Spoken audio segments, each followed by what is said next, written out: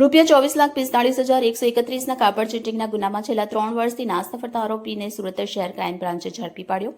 સુરત શહેર વિશ્વભરમાં ટેક્સટાઇલ અને કાપડ માર્કેટમાં સારી નામના ધરાવતું શહેર છે, જેમાં ઘણા બધા લેભાગુ બની બેઠેલા કાપડના વેપારીઓ કરોડો રૂપિયાનો કાપડનો વેપાર કરી દુકાન બંધ કરી સુરત શહેર છોડી ભાગી જઈ ગુનાઓ આચરતા હોય છે, જેને લીધે સુરત શહેરની છબી ખરડાઈ છે। આવા કાપડ ચીટિંગના વર્ષોથી નાસ્તા ફરતા આરોપીઓને શોધી કાઢવા માટે નાયબ police commissioner crime branch Surat શહેરનાએ સુરત ક્રાઇમ બ્રાન્ચને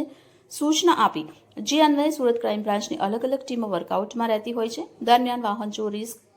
સ્કોડના પોલીસ સબ ઇન્સ્પેક્ટરની ટીમને ટેકનિકલ સર્વેલન્સ તથા હ્યુમન સોર્સિસ આધારે મળેલ ચોક્કસ બાતમી હકીકતના આધારે